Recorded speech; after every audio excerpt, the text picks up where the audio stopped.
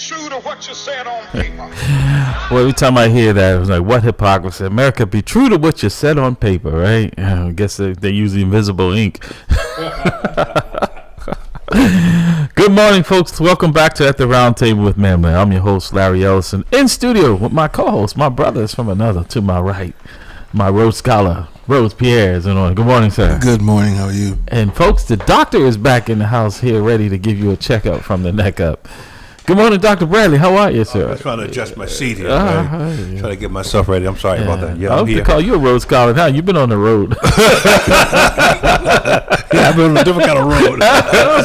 The road to tuition, not the road to tuition. You know, it's road been, to. I was telling my brother said to me, "How you doing?" I sent him a text and said, "Man, these girls are tough. Boy, they got me. You got me sweating like a baller." Yeah, I know. That's why I said I've been taking copious notes. Yeah, you got to be ready. Everything is around you. Yeah, you know. But that's what they see in you is a real dad and a good man, and so their standards when they find a mate will be high. Well, actually, it's really ironic that you said that, because one of the things that Jada said to me is like, you are my reference point.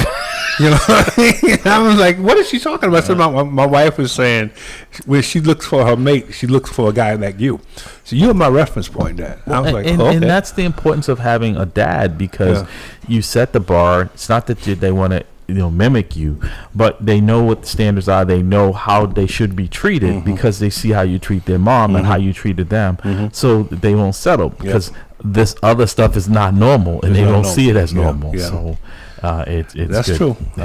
So that's true. All my girls are good. They've done a great job.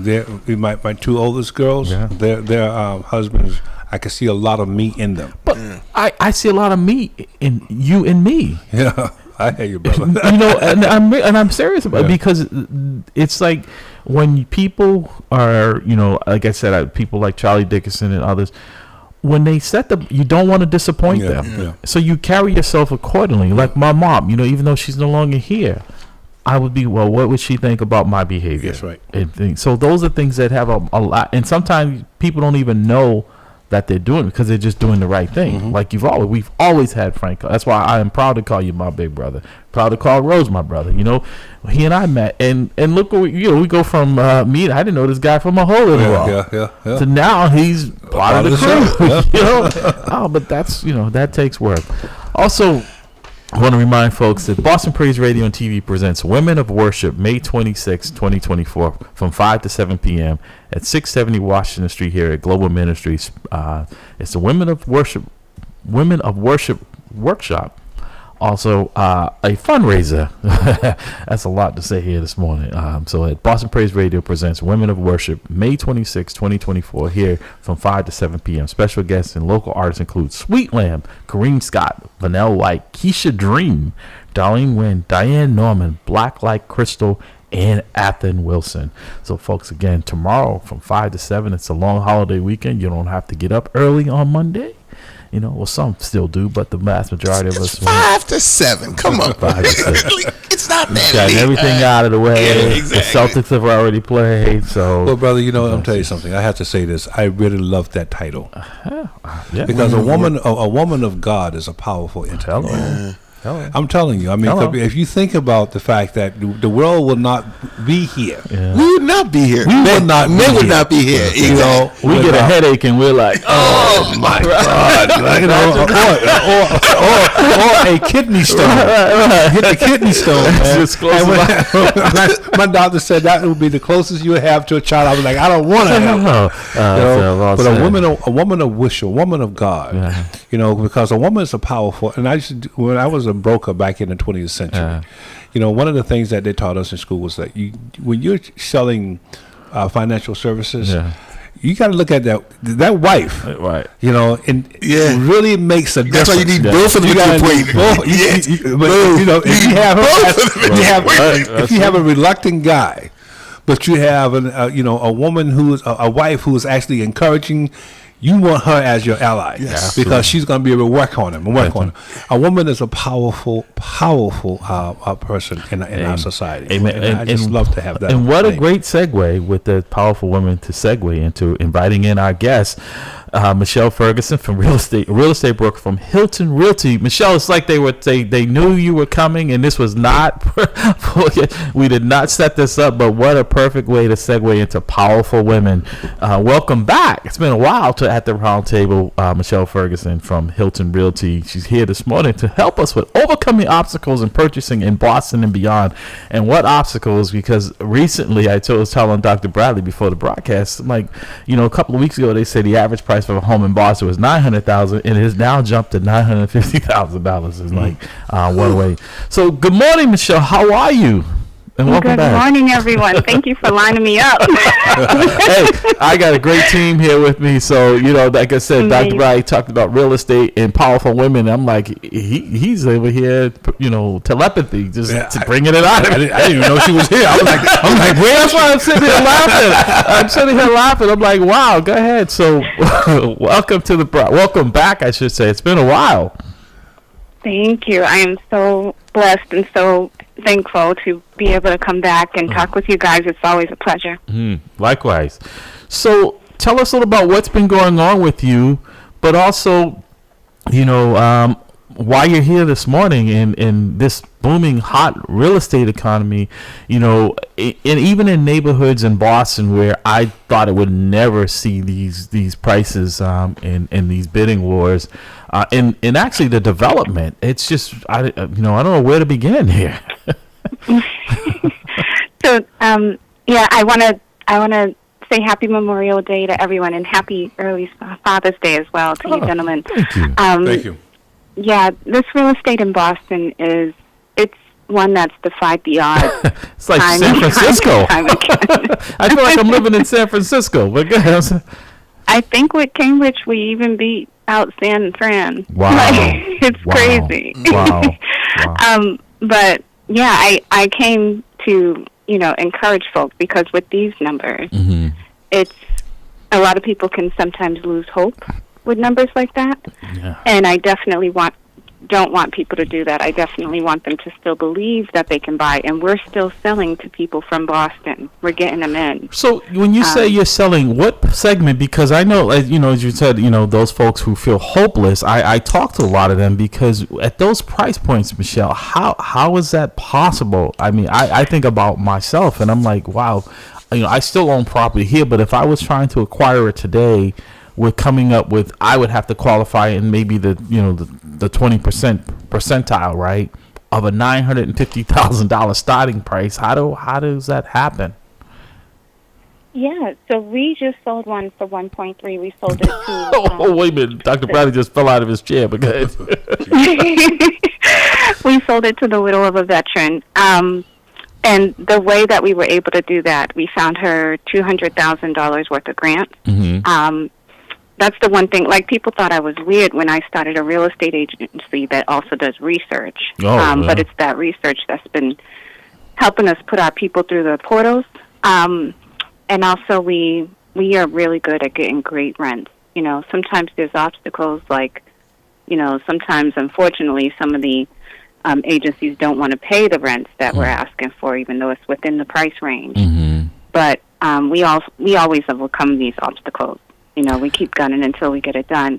And the rents balance the mortgage, I think, with 1.5 rents. That was a 3-family we sold.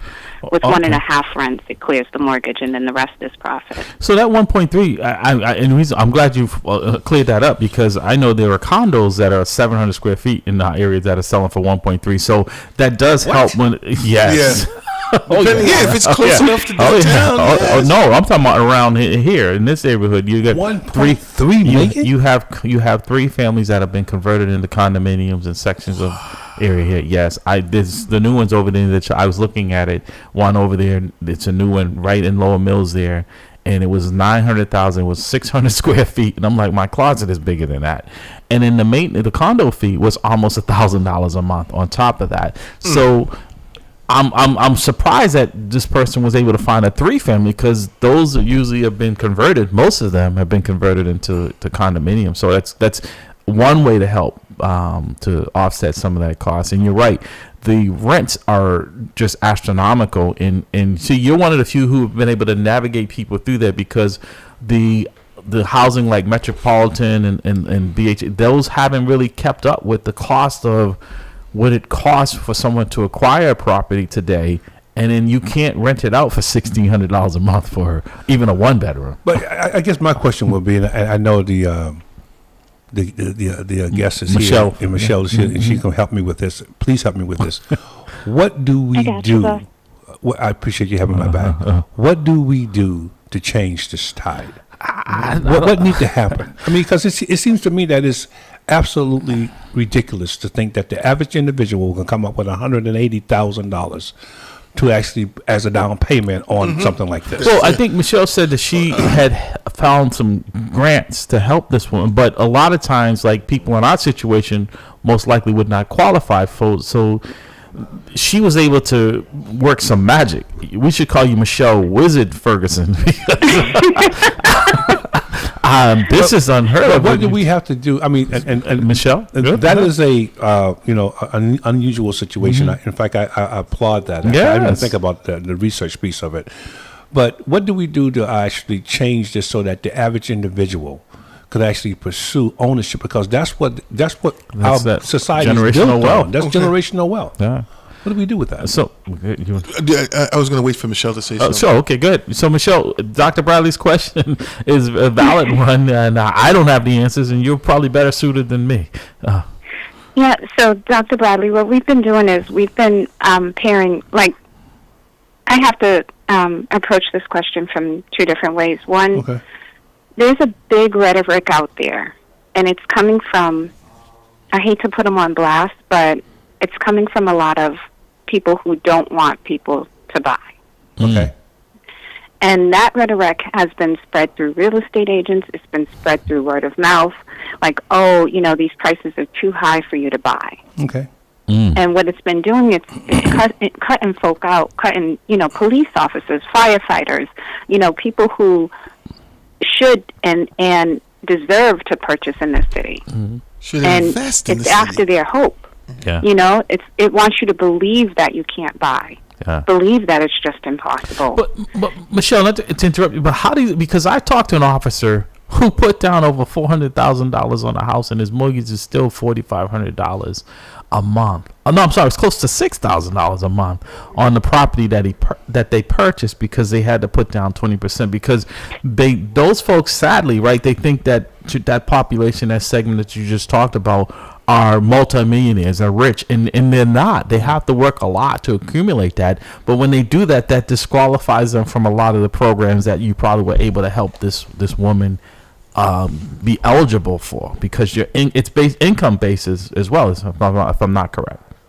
Yeah, my understanding is some of those programs go up to $150,000 a year. Mm-hmm. Right, so, and that would disqualify most people just by the forced overtime in the police department. Well, thankfully, I went and I spoke up at a community event not too long ago. Mm-hmm.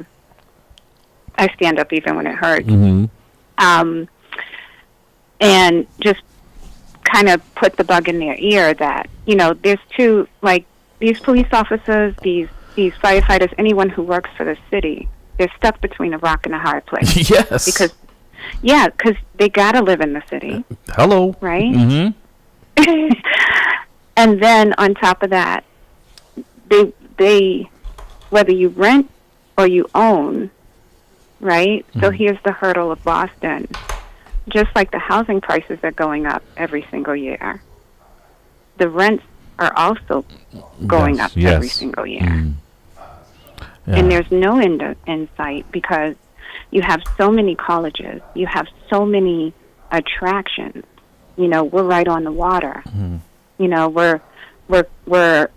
We don't get hit with too much bad weather. Yeah. We get snow, but I'd rather snow over an earthquake, right? Right. So it's like the ideal place for a lot of investors. Right.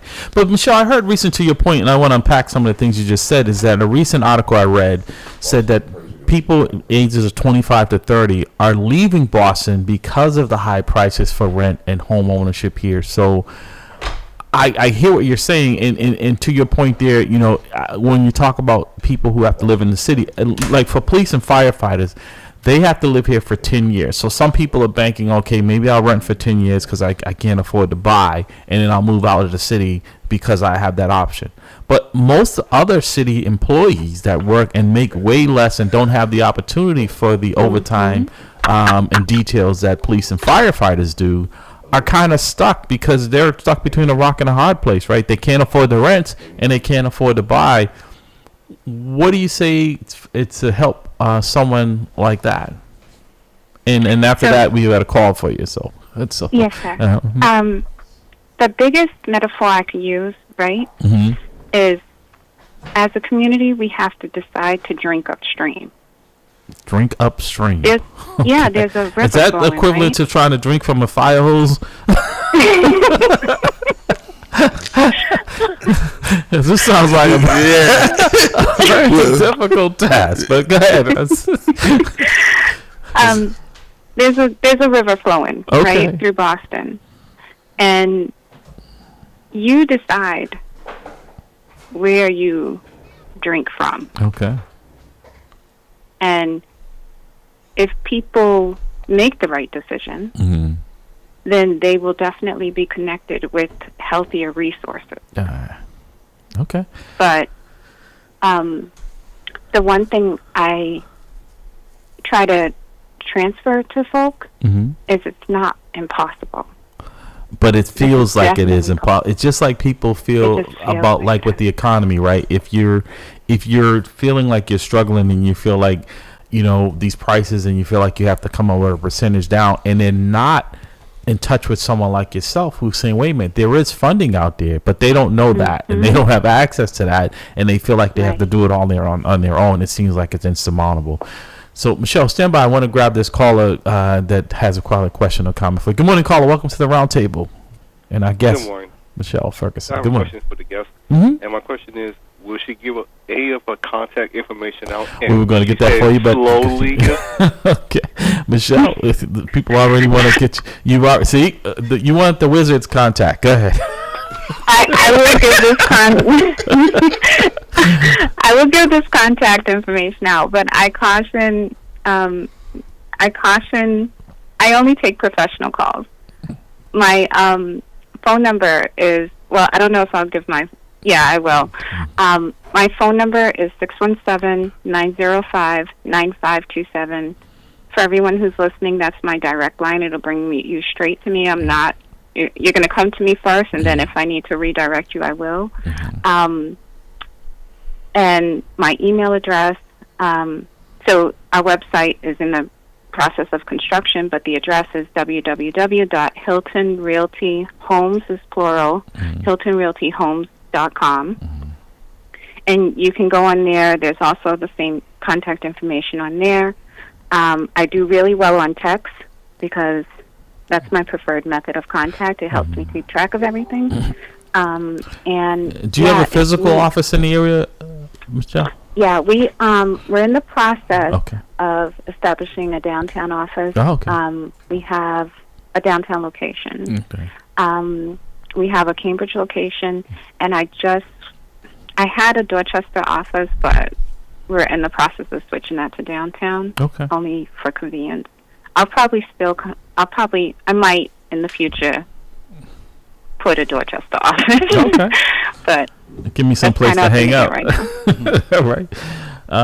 Did you have any follow-up questions, Carl? No, I don't. Okay, you just wanted the contact information. Yes. Okay.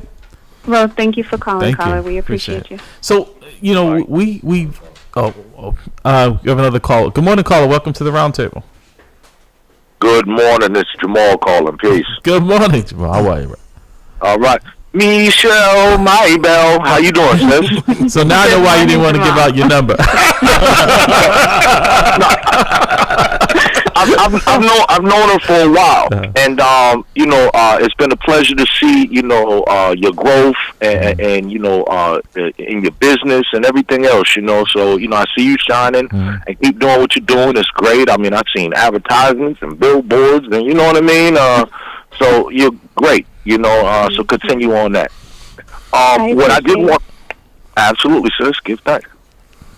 I did want to speak to what Larry was talking about, just some of the economic reality. So I kind of almost view as what's happening with this pricing, or first of all, gentrification. We know that. If for folks who know the actual true definition of the word, right? Which I encourage those to look it up in the dictionary, right? Because based off of the gentry and all of this. But in any event, gentrification is a real thing, even though many people misuse the term.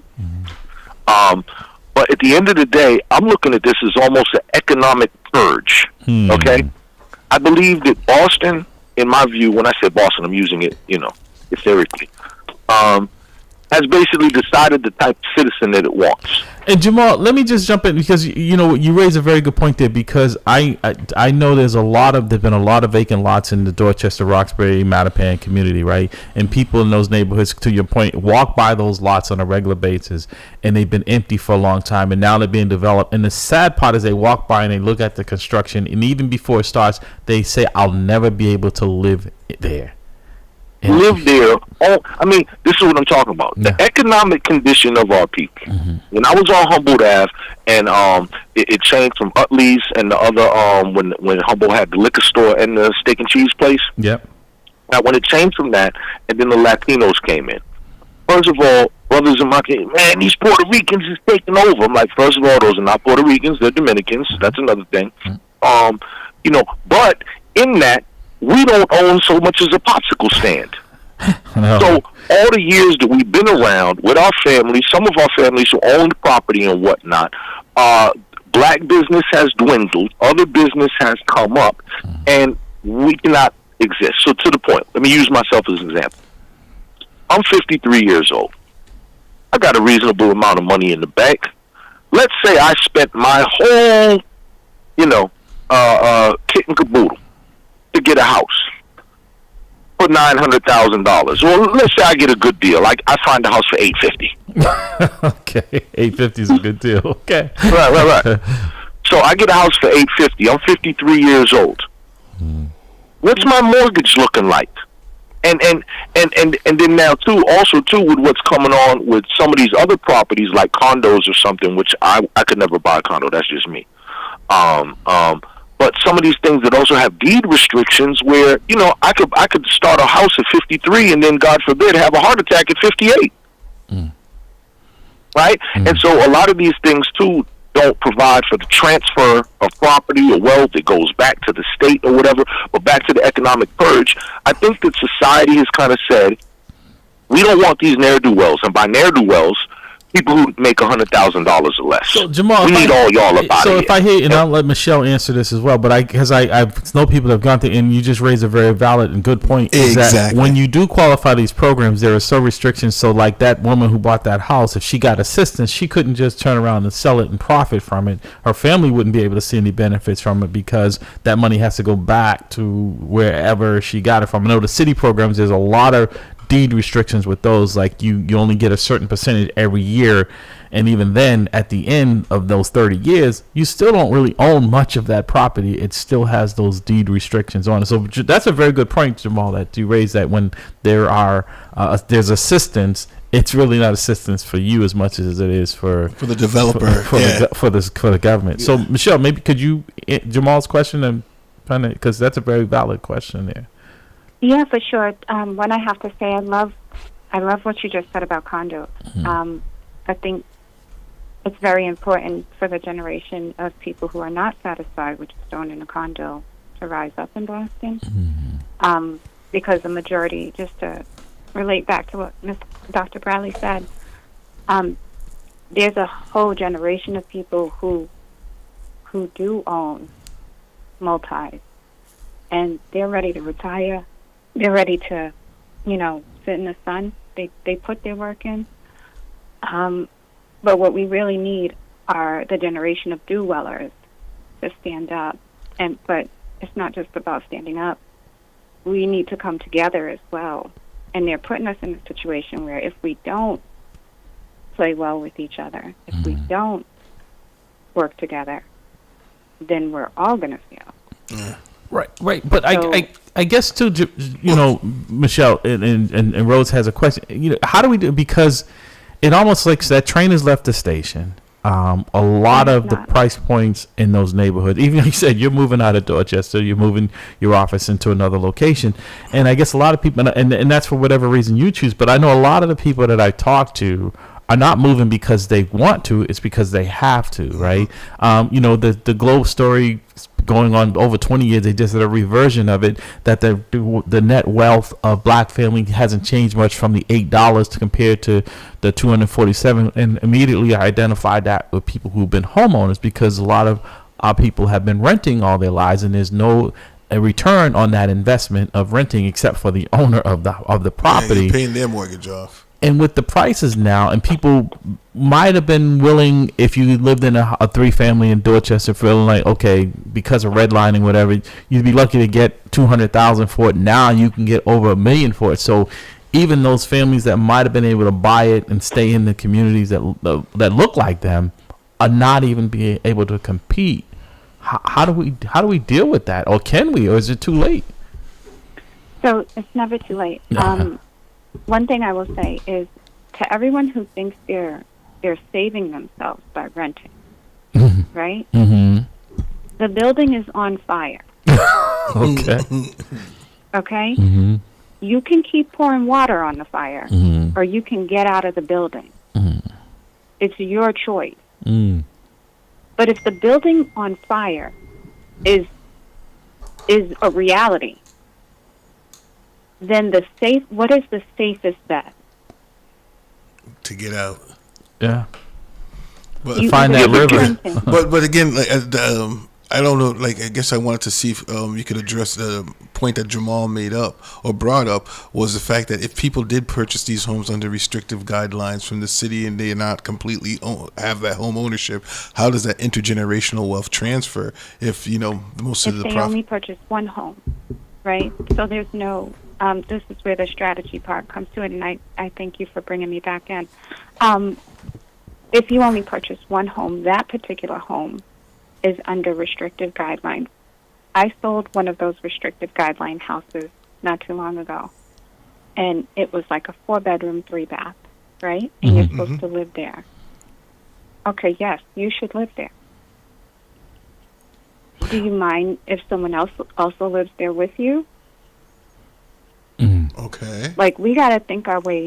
No, I understand that, but I guess, so if that person were to sell that house, there wouldn't be much profit for them, right? So that's the reality of it. I mean, there are creative ways for that house. We are creative, but so can I also ask another question? So if the deed is restricted, can you now take a HELOC against that home?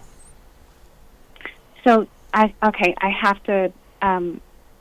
One thing I'm trying to do is get you guys to think outside the box.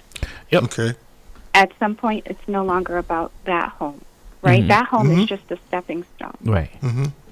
Because the terms on that home are not going to change, but it's the stepping stone that got you into ownership. No. Okay. So I get that, because and I appreciate. Gotta get this out. Right. Go ahead. Because if you now have that home, a home is an asset. Right. Right. And I can live there with my friend Sue and my cousin Sally, and my, brother Joe. So you're renting out the rooms. Sue, Sally, and Joe are all paying rent. Right. Yes. Right? We're all working together. We're all roommates. Then, okay, well, at some point, with Sally and Joe paying their portion of whatever, I have enough money to save up. And once I have enough money to save up, I can now stop worrying about this home and go and purchase a second home. So you're talking about the Asian family strategy where they all live in one building. Let me just add this. Every family strategy. Yes. So let me just add this, because I talking about think outside the box. Boy, do I. Over the years, I've considered everything from I've explored some of those squatters' laws. Okay, that's how outside the box I was. Right. But in any event, what happened with my own family, with the house on Ruthven Street, which I think you've at least seen or been to, right, on Humboldt. My family sold that now in 2020. Okay. My grandmother was the OG. Yeah, her grandma died in 2017. Rest in peace. But yeah, remember my grandfather bought that house for $10,000 back in 1948, right? Now, when I was a kid wilding out in the 80s, I remember we thought we had arrived because maybe the 80s or early 90s, folks all of a sudden, it was worth $240-something thousand. Like, that's $250,000. We rich, right? Then over the years, up and up and up, and then on to when Grandma passed. Some of my family were looking to sell the house and wanted to do basically what I'm going to call a short sale, and were entertaining stuff like $600. Long story short, I got it sold for $850. The guy immediately split it up into 3 different units, and God knows whatever else is happening. Yeah. But my point, back to me, 53 years old. If I buy a house now for $800, $850, and that's a deal, what is the incentive for me to do that in Boston, or go to Atlanta and buy 3 houses for $200? You see what I mean? I can tell you exactly what the incentive is. Atlanta's real estate. This is no diss to ATL because I love ATL. They know that. But Atlanta's real estate is not Boston real estate. Boston has done a very good job. One thing you can't say about our city is they're not strategic. We've done a very good job of cultivating an atmosphere that produces profit here. And just to relate back to what you guys said about the Dorchester office, Dorchester is my heart. I will always service that community. That's why we're sitting here today. Yes, sir. But, you know, moving into a space where you can where you can help people acquire additional, where you're accessible, that's like my whole plan for the downtown. No, and no, don't get me wrong, because I think sometimes get to where I'm going. Right, people equate that you're trying to distance yourself, and I don't believe that about you at all. I know who you are, and I know your heart, just like with me. People, you don't live in the city. I grew up in the city. My heart is here. And like what you're doing, you're trying to reach back and help others because you've been helped, and and let's be real, right? Y'all got me on a radio interview. I could speak truth. Yeah, I can't sleep. You're talking to family. Yep. You know, like between the firecrackers and, you know what I'm saying? When I finish working 16 hours a day, I got to rest. Michelle, I said the same thing to people. When I first moved out of the city, I was working in the drug unit. And I felt like when I went to the store, I was seeing the same thing I was seeing when I was working. And I needed peace of mind. I didn't move because of an identity crisis. I moved because I wanted peace. And I couldn't get that in the neighborhood that I grew up in. And sad. But those are changing because the population is changing, unfortunately. But you're right, people want to label it as something else, and that's it's and what you're doing is a business decision. It's not. But what about the economics too? I mean, look, there have been a whole swath of people, not because of those might be issues, safety concerns or whatever, but there has been black flight as well, as you know, and the primary factor to that is economics. Yeah. It's cheaper to live in Brockton, Randolph. You just hit on a very touchy subject for me. I appreciate you. One of the things I will say about this, so half this flight is being done by if you have real estate agents who are telling you, oh, with your budget you can't afford to buy in the city, and those are the people who believe them that move out. Because I know I get people in the city. Like a majority, there was a report last year on, black families. I'm sorry, not just black families, but Bostonian families who were able to purchase in Boston. And when I looked at the numbers, I said to myself, Dag, a percentage of these deals are all ours. Right. Like somebody pulled the number. Right. So like Rhodes, Dr. Bradley and I, we all don't live in the city. We drive in here when I was working, I came in every day. I don't come in as often as I used to, but I still come in, and I come back. We come in to help our folks who are still here. But I'm finding less and less that that the folks that are stuck in the situation are really doing much other than depending on someone else, sadly, to get them out of it. Like we were talking about earlier, if you're waiting for the government to help you, you've already defeated yourself, because it's just not set up for that. There's just too many people. You ask them, what are you doing to better your situation? Like I'm sure, like if you sit down, you do an assessment, Michelle, of what people you ask, what's your income, what's your debt, because we come in with these grandioses that we want like you go into a model home. That's the setup, right? Because you want everything in it. It's got all the bells and whistles, and then your budget probably doesn't even qualify for a lot of the furniture in there. So how do we get people who are starting out to be realistic as well about their approach to home ownership and what they can afford? Because you did some magic with this lady to help her get into that $1.3 million home. But most people here, they have credit, no matter how many programs there are. Those are things that still come into play as to you being able to qualify. How do we start people on this journey and getting them ready to come and sit down with you with a realistic approach to getting into a home? Yeah, so I'll be real with you. I'll be super real. You always have. That's what I appreciate. Thank you. I appreciate it. Mm-hmm. Most of y'all know I used to live over by Ashmont Station. My family still owns that house. I thank God for that. When I was going through, so right out of college, I got my real estate license, right? Mm-hmm. And I had to make certain sacrifices. I knew what I wanted. I wanted to own a home. And when it came time to owning that home, I made sacrifices. Like, I'm going to be real, I ate ramen noodles. If it wasn't for, I don't know if I can shout him out on the radio, but if it wasn't for a certain individual, when I say this, he'll know exactly who I'm talking about. He used to come and bring shrimp. And Roman noodles and shrimp is a number.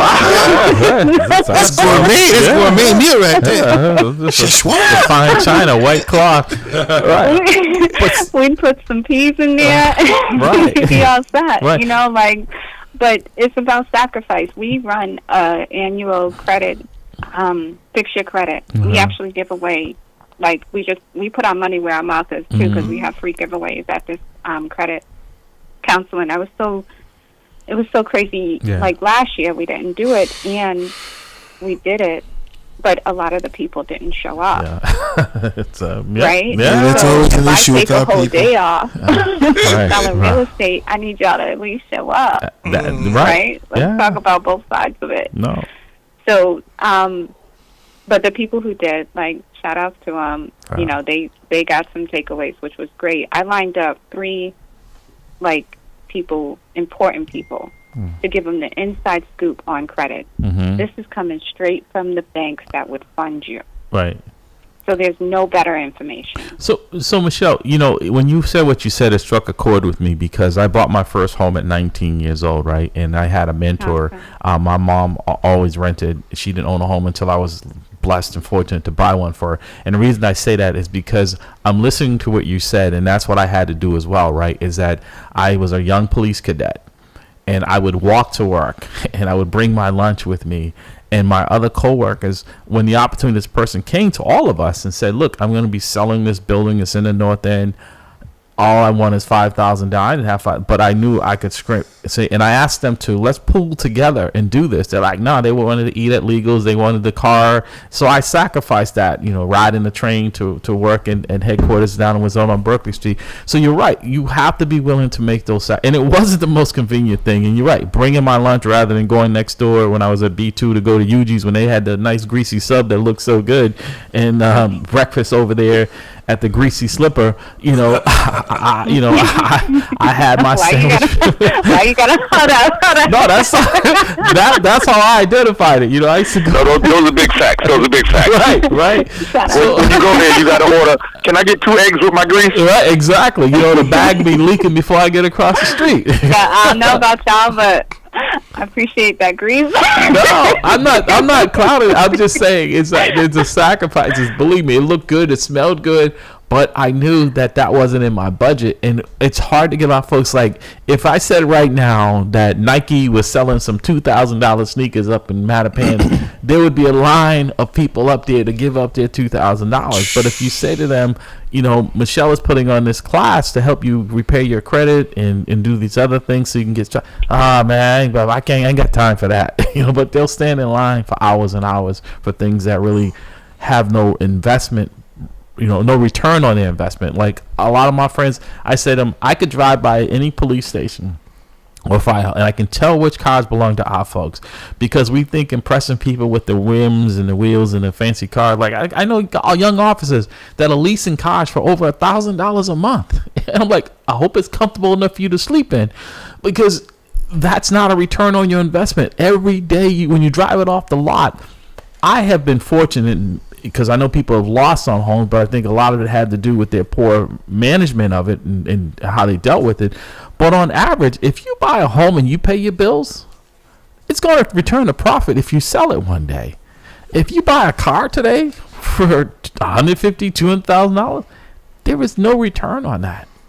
You give it back on the lease, give them back their car. You've already lost your money. So you're right, Michelle. But how do we get that mindset to change? Because I know Jamal is one of those people that get it. He's been saving. He's trying to do it. But there are very few people, like you said, that will come to these classes. They don't see the importance, or they feel like even if they go, they're not going to be able to benefit from it. How do we get that mindset to change? Or can we? Yeah, I think. Thank you. Were you done, sir? Because I didn't mean to cut you off. No. No. Okay. I think, so number one, if I have 10 people, right? Mm-hmm. Out of those 10, maybe 5 people will be like, okay, yeah, I signed up for this class, but I didn't go. Mm-hmm. So that leaves me with another 5 people, right? I'm going to lose maybe 2 of those people just because of life circumstances. Or I was supposed to lose 2 of those people because of life circumstances. Something got in the way. Something happened that morning that they didn't make it to the class, right? Mm-hmm. And then that leaves me with 3 people that actually signed up and showed up. Signed up and showed up, right? Mm-hmm. Out of those 3, they'll come, they'll listen, they'll get the information, they'll take notes. But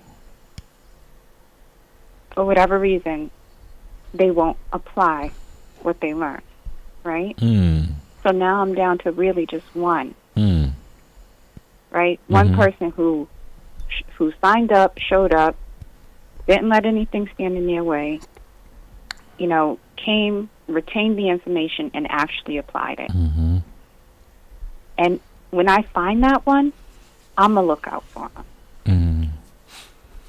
But now, with that scenario you just read, because it's a very good one, how realistic is it when those happen very frequently? Because we've had guests, one of our sponsors has been putting on these type of workshops throughout the communities, and I go to some of them and the turnout is very low. At some point, is it, your resources are limited. I said very limited. They're limited, right? If the investment and the return are not generating, because it is an investment for you, your time, resources. And then when these aren't happening, people feel like, you've abandoned them, but they have to show, not just sign up, but show up, right? So how often can you continue to do that when it whittles down to one person from that neighborhood, compared to, that if you go into other parts of the state or the city, you might get a better return on your investment in your time? Yeah. I love what you just said, because for me, like, the most important thing is my time. Because I don't have a lot of it, Like small businesses, the number one thing for us is our time. Our time is extremely valuable. But what has to happen is, like, interviews like that, like this one. You guys give us a platform to kind of get people thinking, right, about what we're doing. And I can say things like, the building is on fire, and people start to think, like, oh, crap, my rent is going up every year. Oh, crap, these housing prices haven't gone down like they tried to scare us 2 years ago and say they were going to plummet. Oh, crap, what am I still waiting for? Dr. So just having this... All right. What did you say? No, go ahead, finish your statements. No, just having, like, platforms like these, like, where we can sit and talk and think it out and strategically put together a plan where, we can get the right people in the right room and start working some of this stuff out. Like, we just this year, we started giving away, we're offering free home inspections for any city workers. If you work in the city, we're trying to keep you in the city. Okay. We know how important it is for you to be in the city. So, that is a resource like I said, once I see that one, I'm definitely going to look out for them. Mm-hmm. Well, see, Dr. Bradley, I want to get your take on this as well. Because we come here most Saturday mornings and we talk about issues, and we talk about, to your point that you just, what really extracted out of me, Michelle, was getting the right people in the right places, and not just in the real estate, but also our elected officials. We talk about the importance of vote and why people want to suppress that, because I think it all ties in, because the programs that you talk about, again, those are limited, but they're directed and they're targeted. And if we don't have the right people in there funding these, because that means that it's very few people that will be able to avail the programs that you help this veteran's wife get into.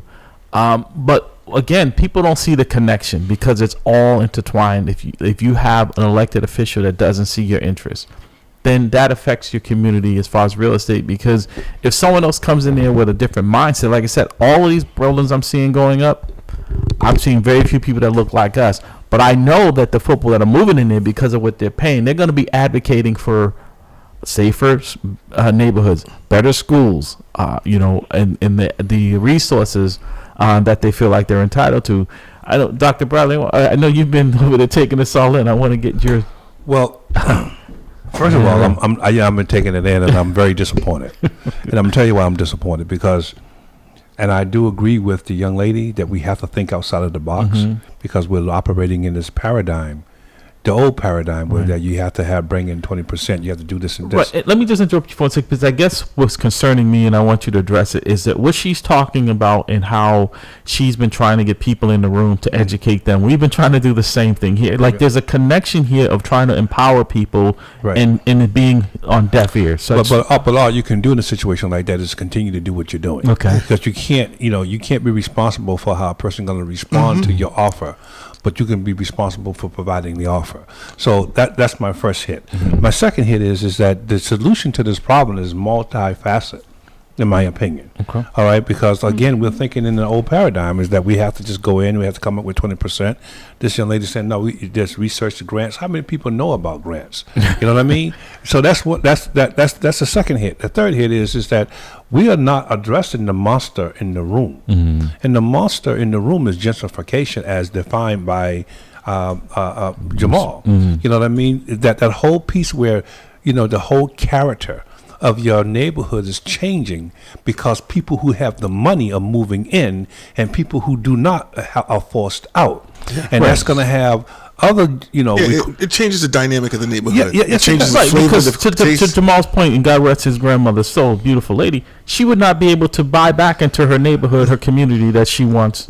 Not only would she not be able to buy back, but she would not be able to benefit from the resources that the richer people will demand of government because they're living in that environment. So to go back to the fact that she was creative enough to help this veteran's wife to find this program, and I'm sure the program existed for a long time, but how many black veterans were afforded on the street? Yes, but again, because so many of those programs, they were redlined or they were like blacklined, like from taking effect. Like again, that's how built white wealth and generational wealth, because they were able to get the VA loans and stuff like that to get home ownership. That's one thing. The second thing I want to say is address the point that she said was the fact that he mentioned, think outside the box. Look at all those Asian families, all those people that come out of this country, and they all live in one house together. Within one generation, they all own their own homes because they pool their money together and their resources together. But I just also want to make another point, is the fact that I was pointing out the fact that in the Southern churches, one of the strategies that they did when banks redlined, that the church would be the only one that actually gave out loans to the members of the church so they could buy and build their own neighborhoods within their church. Their own bank. Yes. Like One United, I heard them talking about the largest black bank, but I don't know how many loans that they're giving out. They can only do residential loans. They don't do commercial loans. So my other hit is that the other facet of solution here is a political one. That's what it's a political one. It's always political. Yeah, because what we're doing is that we're thinking in the old paradigm, and that we're going in and we're supporting individuals who only come to us during election time, and we go for it. And then we go for it. We constantly go for it, but we're not actually forcing these people, and we can in the system now make them homeless from their office. Yeah, now that we still have a representative democracy, but we cannot just be, accept these individuals' arguments when there's nothing, to show for it. So you're supporting someone who said we're going to address this monster in the room, but you are actually feeding the monster. Exactly. And you're not allowing the monster to be using your resources or your power in the office to prevent this guy from moving you out and putting someone else in. So it's a multifaceted solution to a very we've got work. Bad issue. We've got more work to do. Absolutely. So we've got only a few minutes. Jamal, I want to let you jump in here, but also Jamal Solutions, as Michelle said, you buy the house. Dr. Bradley, Rose, and I will all move in, and we'll help you out with it. Pastor Hobbs said he got his hand up too. So God bless America, but I think I've decided I got to get up out y'all. You know what I mean? I mean, the dollar up here just ain't dollaring. So like I said, if I found a house up here for $600,000, that would be a steal. I can go to Atlanta and buy 3 homes for $200,000 or less. Wow. But in any event, the prices are going up everywhere. This is also just inflation, the national trends, and I was going to say, we gotta talk though. We gotta talk. Okay, and let me tell you this too. I was that one perfect student. So after we sold the house, I was ready. My credit was all good. I went to the Boston, first time home buyers. I had all that, but then COVID hit. And then that's when we also have to talk about the impact of COVID just in this, because that's when everything went willy-nilly. That's when the interest rates went crazy.